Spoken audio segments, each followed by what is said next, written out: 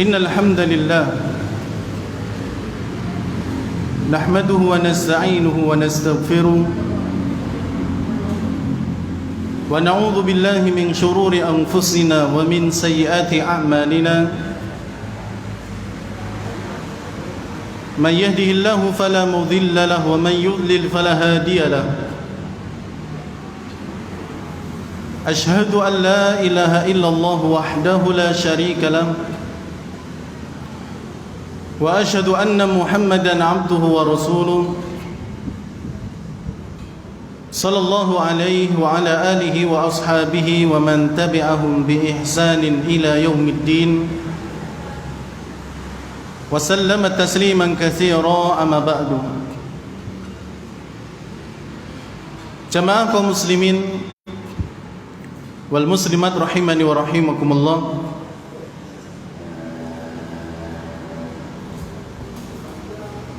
Pertama, marilah kita selalu senantiasa memanjatkan puji dan syukur kepada Allah Subhanahu wa taala yang hingga saat ini masih memberikan kesempatan kepada kita untuk bisa mempelajari perjalanan hidup Nabi kita Muhammad sallallahu alaihi wasallam yang tentunya penuh dengan pelajaran dan juga faedah, sehingga saking pentingnya mempelajari perjalanan hidup Nabi sallallahu alaihi wasallam, para ulama banyak mengarang tentang kitab sirah dan juga memberikan motivasi kepada kita untuk bersungguh-sungguh dan juga tidak main-main di dalam mempelajari as-sirah an-nabawiyah. Bahkan disebutkan bahwa Abdullah bin Abbas, sahabat Nabi yang mulia, beliau adalah sahabat yang ahli tafsir, memiliki waktu khusus untuk mengajarkan sirah. Jadi Abdullah bin Abbas radhiyallahu taala anhuma, sahabat Nabi yang pakar dalam masalah tafsir, beliau memiliki waktu khusus untuk mengajarkan sirah kepada murid-muridnya. Dan ini menunjukkan pentingnya pelajaran sirah. Bahkan Al-Imam Ibnul Jauzi rahimahullahu taala, beliau pernah mengatakan, ra'aitu al-istighala bil fiqhi wasima'il hadis la yakadu yakfi fi salahil qalbi. Kata beliau, aku memandang bahwa menyibukkan diri dengan mempelajari fikih dan juga mempelajari hadis-hadis Nabi sallallahu alaihi wasallam tidaklah cukup untuk memperbaiki hati, illa ayyum zaja birraqaiki wan nadhari fi siyari salafis salih atau fi siyari salafis salihin,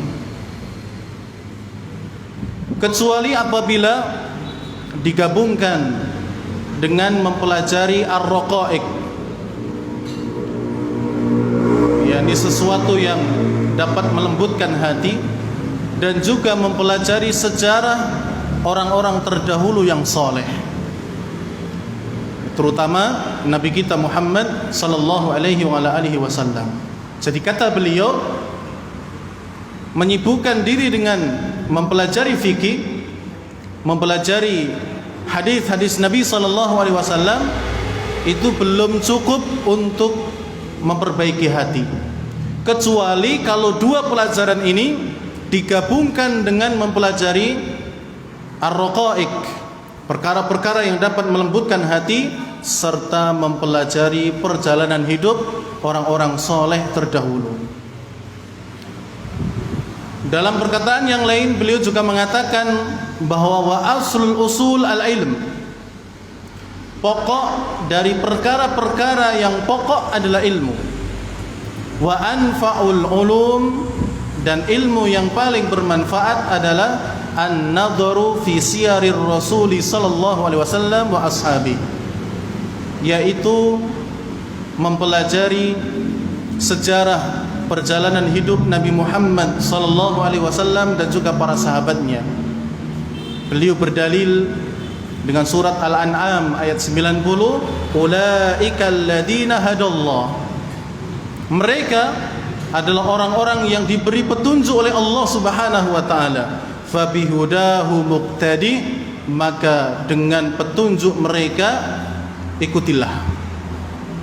Jadi jamaah yang dirahmati oleh Allah, pelajaran as-sirah an-nabawiyah adalah pelajaran yang penting, dan alhamdulillah kita punya kesempatan untuk bisa bersama-sama mempelajarinya. Kemudian jamaah yang dirahmati oleh Allah, salawat serta salam semoga selalu senantiasa tercurahkan kepada uswatun hasanah kita Nabiullah Muhammad sallallahu alaihi wasallam, kepada keluarga beliau, kepada para sahabat beliau, dan juga kepada kaum muslimin yang mengikuti jejak sunnah beliau hingga nanti di yaumul qiyamah.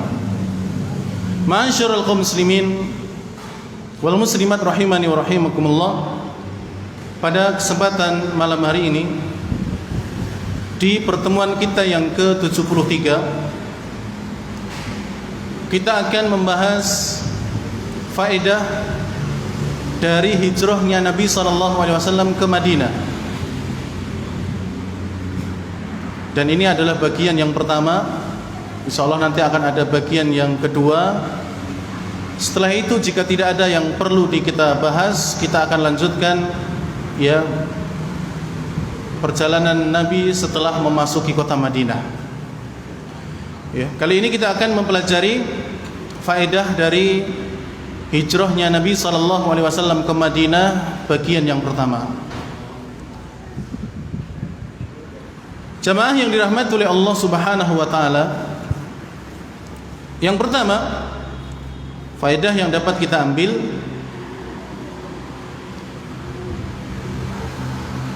peristiwa hijrahnya Nabi SAW ke Madinah merupakan peristiwa yang besar dalam sejarah Islam.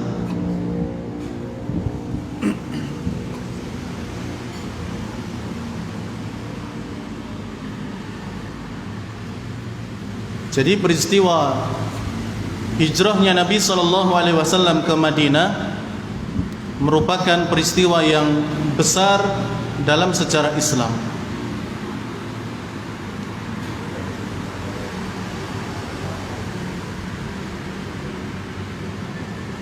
Dan ini mengalahkan hijrahnya kaum muslimin ke Habasyah. Walaupun itu juga merupakan kenangan yang tidak bisa dilupakan oleh kaum muslimin, namun lebih besar lagi adalah tatkala ada perintah hijrah ke Madinah. Dan hal ini ikhwani fillah terbukti dengan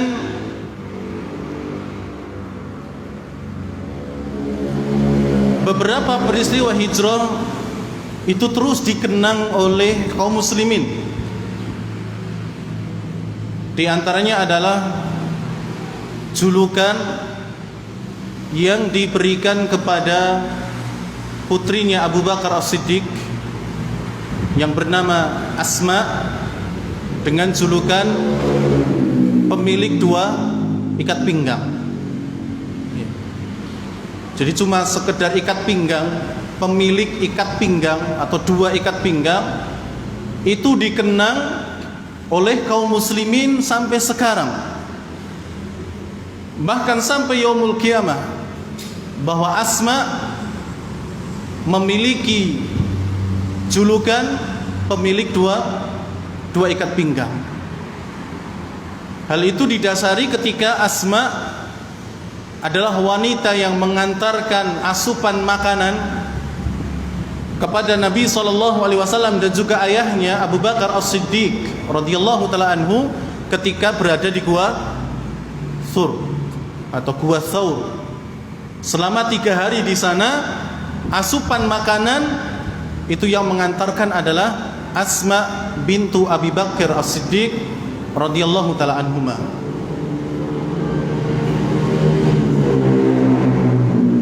Dan pada suatu hari ketika Asma ini ingin membawakan makanan kepada Nabi SAW, beliau tidak mendapati adanya ikat atau tali yang bisa digunakan untuk membawa makanan tersebut, sehingga akhirnya beliau pun membelah ikat pinggangnya itu menjadi 2, satunya untuk mengikat makanan dan satunya lagi untuk beliau sendiri diikatkan di pinggangnya. Dan peristiwa itu kemudian dikenang dengan julukan bagi beliau, yaitu pemilik 2 ikat pinggang. Kelihatan sepele, tapi karena peristiwa hijrahnya Nabi SAW adalah peristiwa yang sangat besar dalam Islam, maka kaum muslimin pun mengingat akan julukan tersebut. Kemudian jamaah yang dirahmati oleh Allah, termasuk bukti pula bahwa hijrah adalah peristiwa yang besar, adanya kalender Hijriyah yang kita kenal sampai sekarang pula, bahkan nanti sampai yaumul qiyamah. Kalender Hijriyah itu dimulai ketika Nabi SAW sampai di kota Madinah. Baru ketika itu dimulailah tahun Hijriyah. Walaupun ketika itu dimulainya di masanya Umar bin Khattab radhiyallahu taala an. Tapi dihitung 1 Hijriah itu dari datangnya atau sampainya Nabi SAW di kota Madinah. Tahun itu adalah tahun 1 Hijriah. Sekarang kita sudah berapa? 1442 Hijriah. Ini yang pertama, bahwa hijrah adalah peristiwa yang besar dalam Islam. Yang kedua,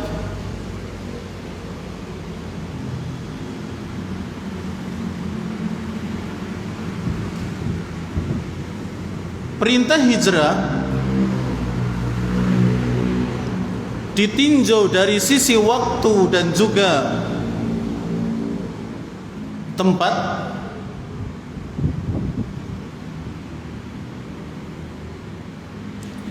merupakan wahyu dari Allah Subhanahu wa taala.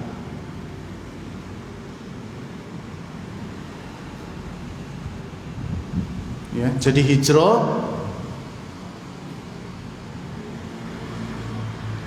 dilihat dari sisi waktu dan juga tempat, merupakan wahyu dari Allah Subhanahu wa taala.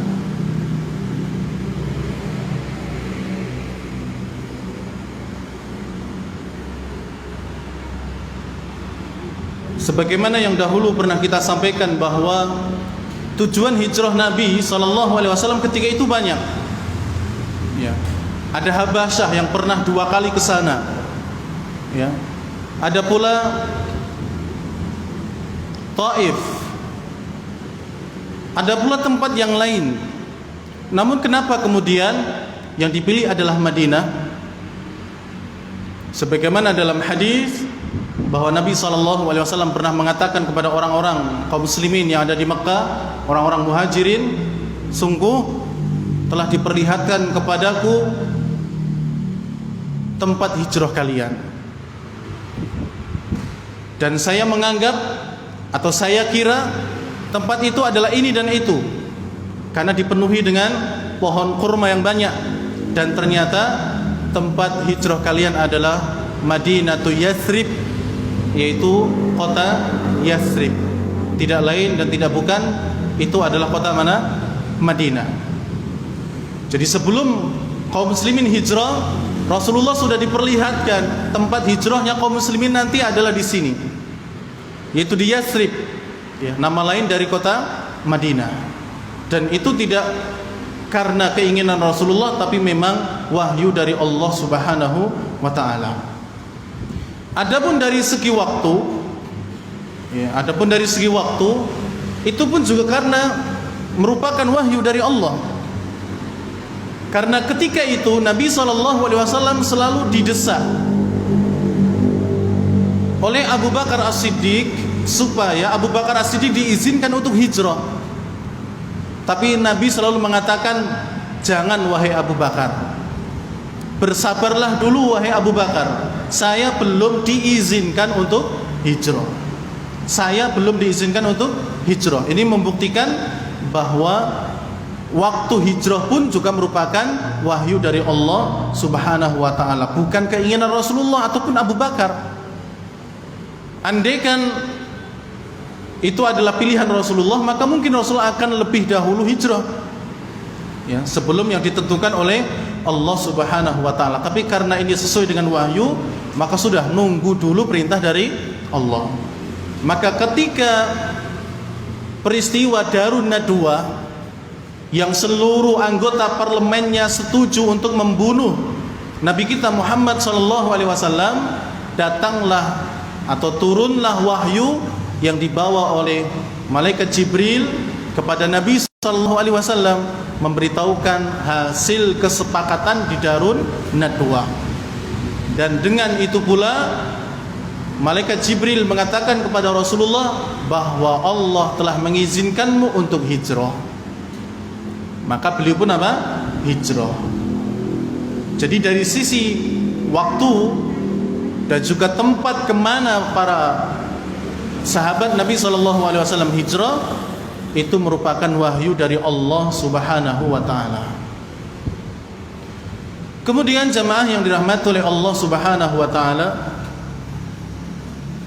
faedah yang lain,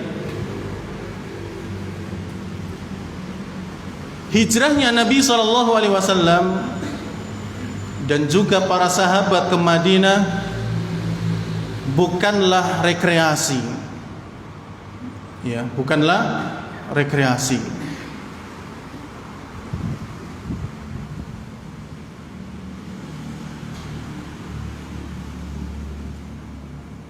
Jadi hijrahnya Nabi SAW dan juga para sahabat itu bukan sekedar rekreasi, ya,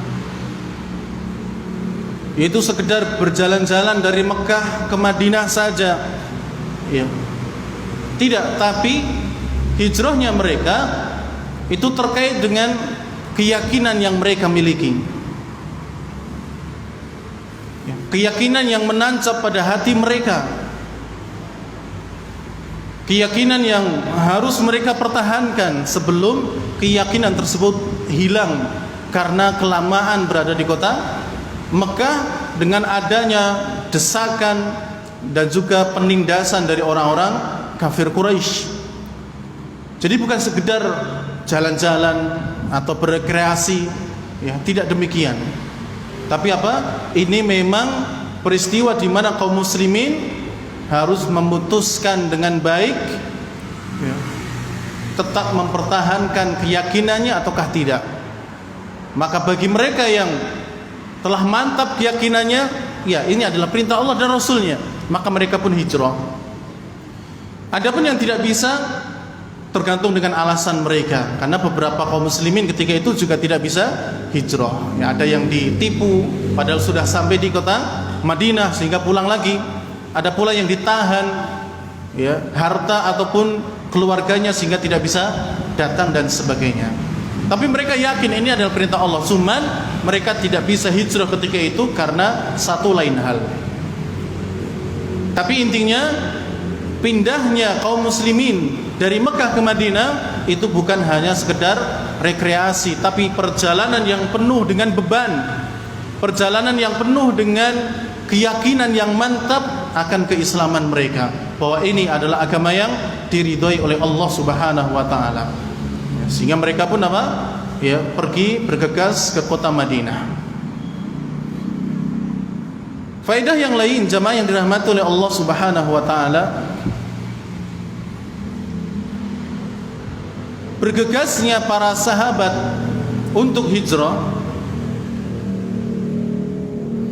dengan meninggalkan anak, seperti sahabat siapa? Tolha, yang harus kehilangan anaknya terlebih dahulu, ya kan, dia harus pergi sendirian. Demikian pula kehilangan harta, ya, karena ditahan oleh orang-orang kafir Quraisy, dan juga harus meninggalkan tanah air mereka. Jadi jamaah yang dirahmati oleh Allah Subhanahu wa taala, bergegasnya para sahabat hijrah dengan meninggalkan anak, meninggalkan harta, meninggalkan tanah air, semata-mata untuk melaksanakan perintah Allah dan juga Rasulnya Muhammad sallallahu alaihi wasallam. Jadi demikianlah para sahabat. Mereka adalah orang-orang yang siap untuk meninggalkan apapun demi perintah Allah dan Rasulnya. Demikian pula kita seorang muslim, hendaknya tatkala panggilan Allah, tatkala datang panggilan Rasulullah sallallahu alaihi wasallam, kita pun demikian. Siap sedia untuk melaksanakan perintah Allah dan juga Rasulnya. Jadi para sahabat sampai meninggalkan anak, harta dan juga tanah air mereka.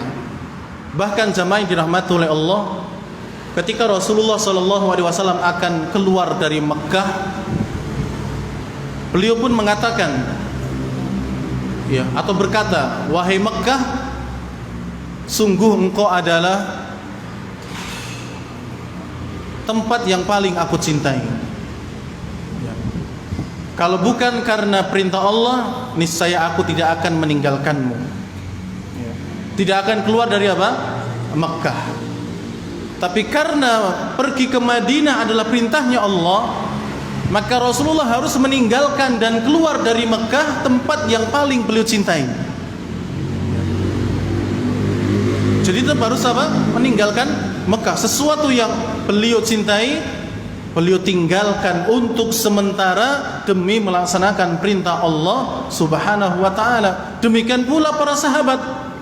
Mereka meninggalkan anak, harta dan tanah air mereka yang mereka cintai demi melaksanakan perintahnya Allah dan juga perintahnya Rasulullah sallallahu alaihi wasallam.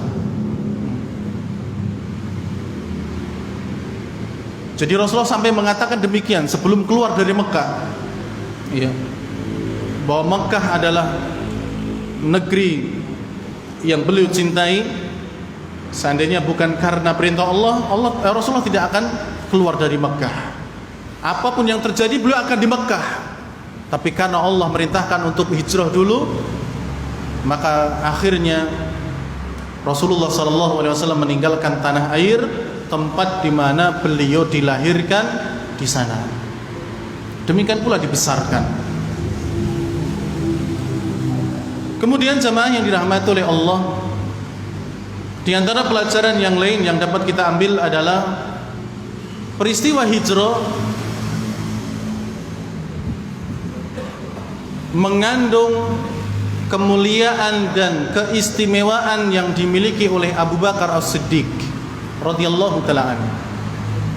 Jadi peristiwa hijrah adalah peristiwa yang menunjukkan kemuliaan Abu Bakar As-Siddiq.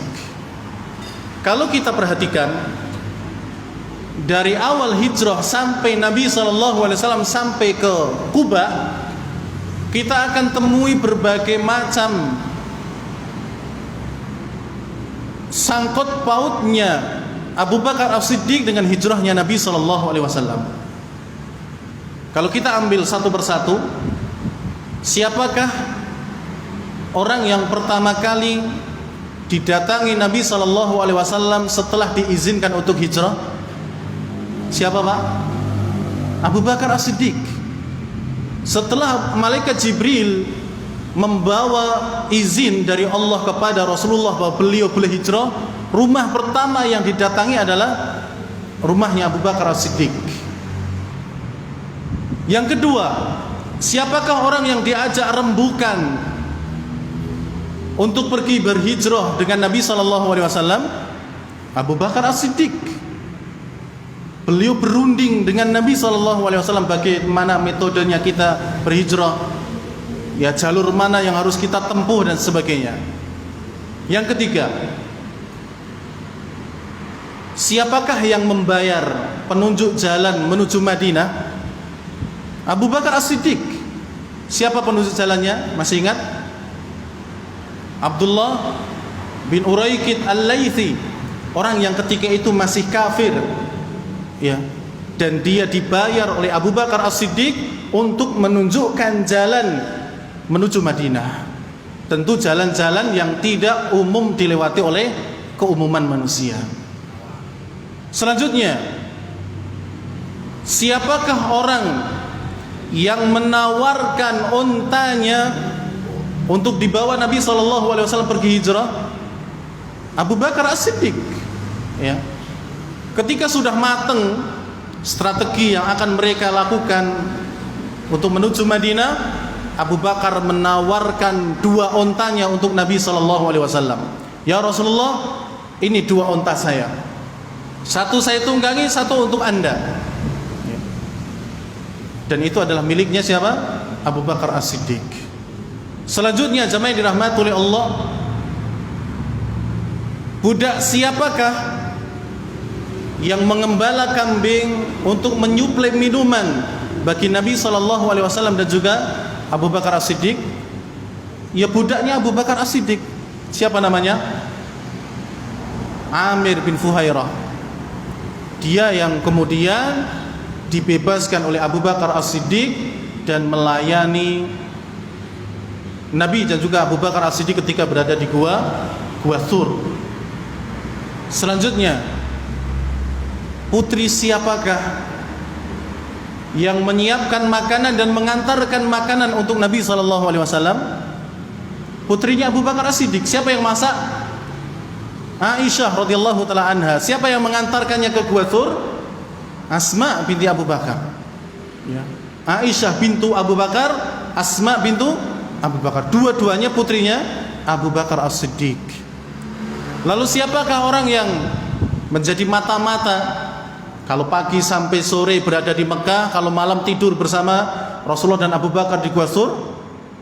Putranya Abu Bakar As-Siddiq, namanya Abdullah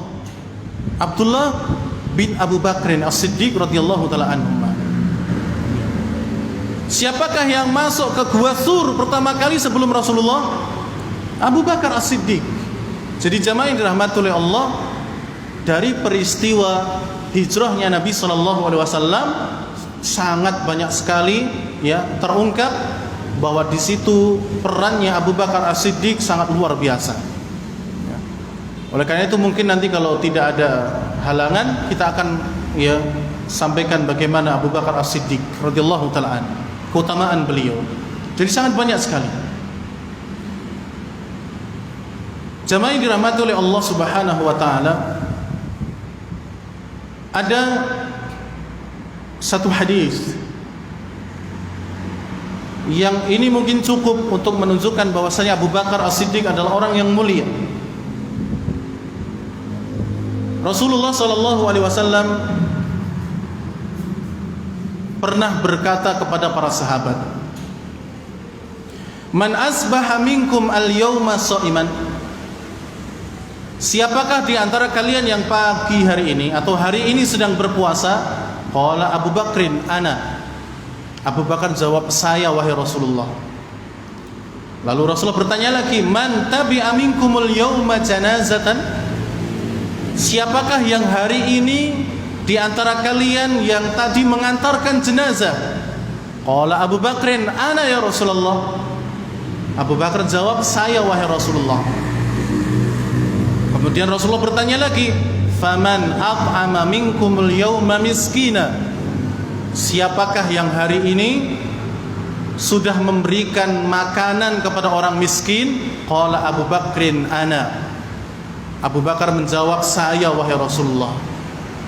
Rasulullah bertanya lagi, faman ada minkumul yawma maridhan, siapakah di antara kalian yang pagi hari ini atau hari ini mengunjungi orang yang sakit? Qala Abu Bakrin ana. Abu Bakar jawab, saya wahai Rasulullah. Lihat, dalam satu hari Abu Bakar As-Siddiq melakukan amalan yang luar biasa. Pertama, puasa. Kedua, mengiringi jenazah. Yang ketiga, memberi makan orang miskin. Yang keempat, menjenguk orang sakit. Ya.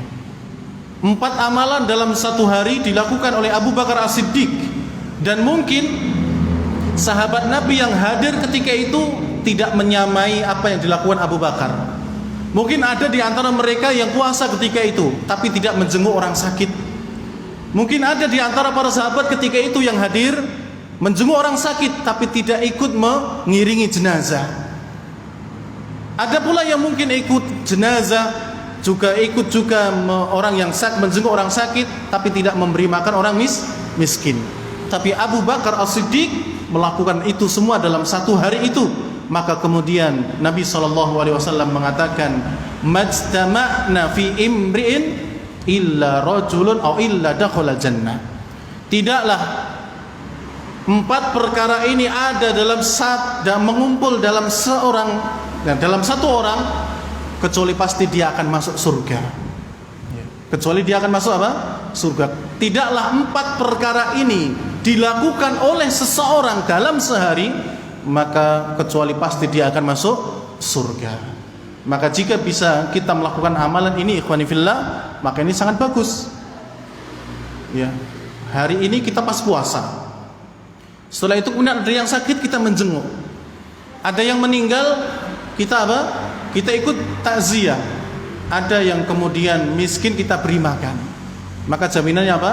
Dakhalal jannah. Majtama'na fi imri'in, tidaklah 4 perkara ini ada dalam seseorang illa dakhalal jannah, kecuali orang tersebut pasti masuk surga.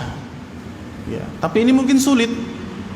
Kecuali kalau kita mau nyari-nyari pas puasa Senin Kemis, Senin puasa nyari orang sakit mana? Kira-kira mana, Pak? Rumah sakit. Ya. Antum ke sana jenguk. Dan jenengan sinten, Mas? Betul sinten-sinten gitu, jadi enggak tahu siapa. Ya. Tapi enggak apa-apa, kan enggak harus saudaranya. Ya. Datang ke rumah sakit jenguk. Kalau ada yang tetangga yang sakit, kita jenguk. Qadarul juga ada yang meninggal, kita ikut jenazah. Kita tahu di situ ada orang fakir miskin, kita kasihlah makanan. Ya. Maka 4 hal ini ada pada seseorang illa dakhala jannah, ini kata Rasulullah. Dan Nabi SAW mengatakan majtama'na fi imri'in. Kata imri'in umum.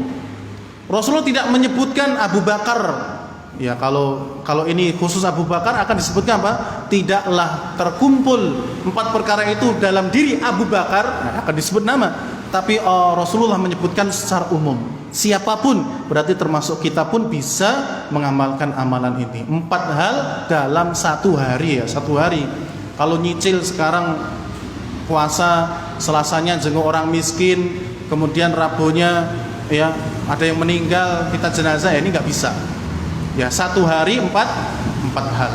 Ini maka utamanya adalah masuk dalam surganya Allah Subhanahu wa taala. Kemudian jamaah dirahmati oleh Allah, faedah yang lain yang dapat kita ambil adalah peristiwa hijrahnya Nabi juga menunjukkan keistimewaan Ali bin Abi Thalib. Ali bin Abi Thalib radhiyallahu taala anhu. Ya, beliau dipinta untuk apa? Menempati tempat tidurnya Rasulullah di malam di mana ketika itu para orang-orang Quraisy sepakat untuk membunuh Rasulullah di malam itu.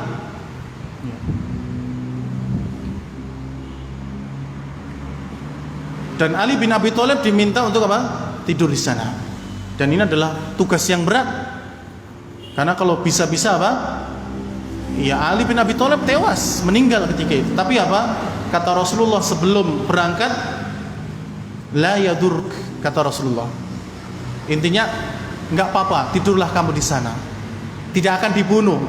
Walaupun dalam kisah ketika itu Abu Jahal kalau tidak salah itu memukul Ali bin Abi Thalib, ya, dipukul ya, Ali bin Abi Thalib, karena ternyata di dalam selimut itu bukan Rasulullah tapi siapa?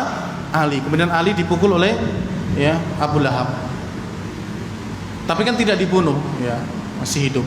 Tugas kedua Ali bin Abi Thalib adalah mengembalikan barang-barang orang-orang Mekah yang dititipkan kepada Nabi sallallahu alaihi wasallam. Ini juga tidak mudah.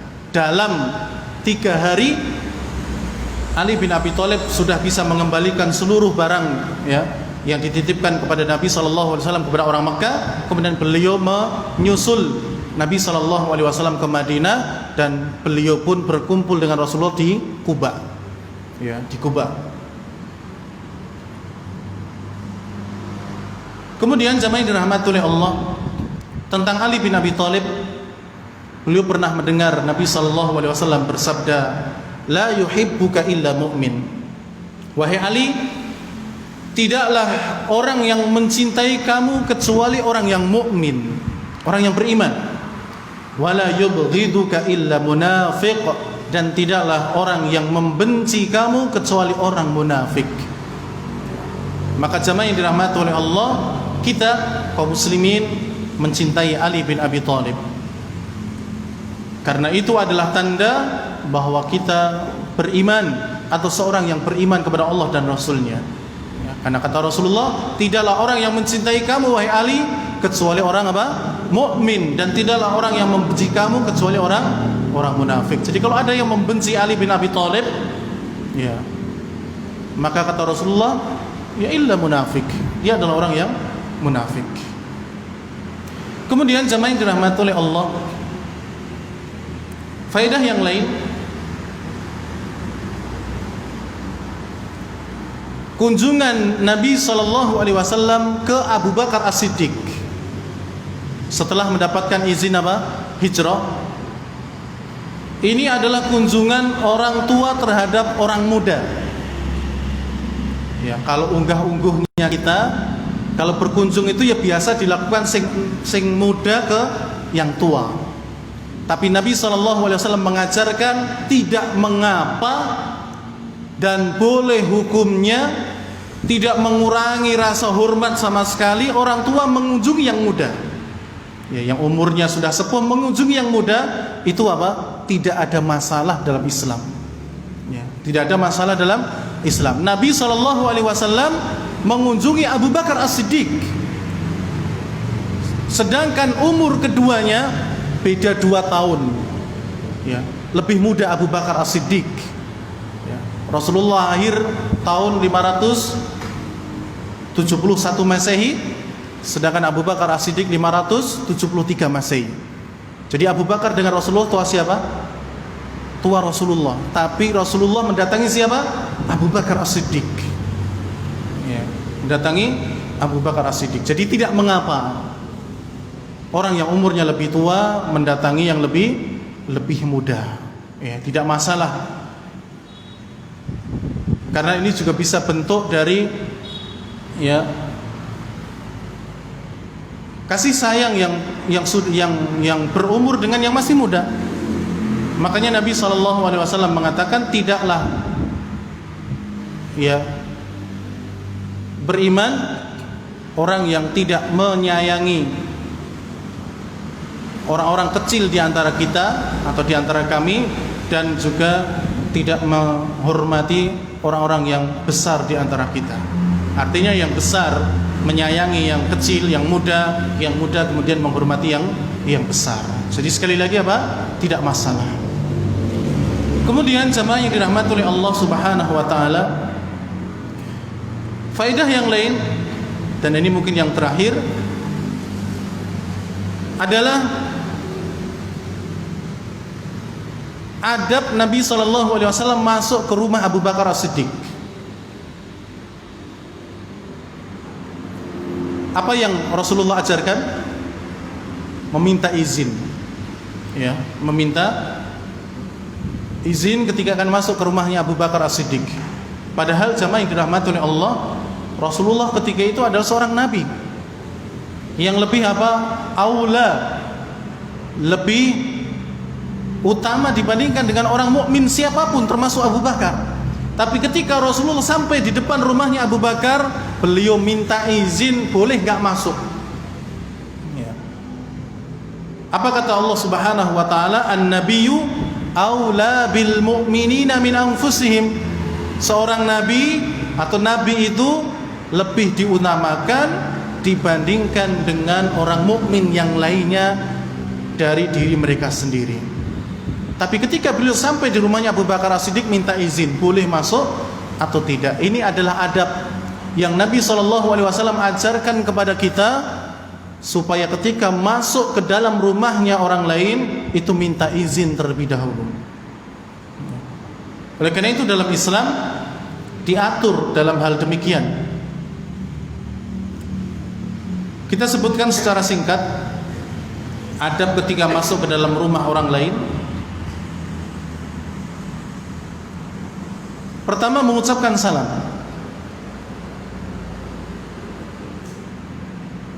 Jadi adabnya adalah salam dulu, baru kemudian yang lainnya. Jangan kula nuwun assalamualaikum. Ya, ini berarti mendahulukan kula nuwunnya dulu baru assalam. Tapi apa? Assalamualaikum kula nuwun. Ya. Atau kalau mau mengatakan boleh nggak saya masuk, itu setelah salam. Jadi yang pertama adalah salam.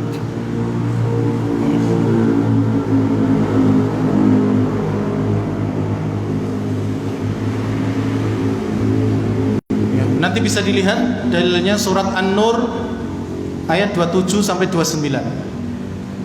Ya, itu adab-adab masuk rumah. Termasuk di dalamnya adalah mengucapkan salam. An-Nur ayat 27 sampai 29. Adab yang kedua, meminta izin. Ya, meminta izin. Dan minta izin itu ya seperti, atau salam 3 kali itu juga sudah bagian dari minta izin. Atau ditambahi dengan kula nuwun, itu juga termasuk bagian dari izin. Atau kalau mau mengatakan boleh nggak saya masuk, itu juga termasuk meminta izin. Dan minta izin masuk ke rumah itu cuma 3 kali. Kalau sampai 3 kali nggak ada jawaban, pulang. Ya. Nggak boleh ngintip, ya, sudah nggak boleh nengok. Ya, malah boleh iring pawon gitu misalnya, dapur nggak boleh. Ya. Kalau 3 kali izin salam assalamualaikum nggak ada jawaban, assalamualaikum nggak ada jawaban, assalamualaikum nggak ada jawaban, berarti kon mulai. Ya sudah, pulang. Sesuk neh teko, jangan malah melipir rumah terus lewat sawah, ketoke ning mburi. Ya, nggak boleh. Ya. Jadi harus sama 3 kali. Makanya Nabi SAW mengatakan al-istidzan salasun. Minta izin itu cuma 3 kali saja. Kalau lebih daripada itu nggak ada jawaban, pulang. Tapi kalau ada jawaban malah suruh pulang, ya pulang. Ya, jangan ngeyel. Ya, al-istidzan salasun. Minta izin masuk rumah itu 3 kali jumlahnya. Fa in udina lak, kalau diizinkan silahkan masuk. Wa illa farji', tapi kalau tidak diizinkan pulanglah. Ini. Ya, jangan ngeyel. Sudah 3 kali tuan rumahnya keluar, alhamdulillah. Tapi waktu tuannya ngomong apa? Mang mantuk rien. Ya sudah, jangan marah-marah di situ. Ini haknya yang punya rumah.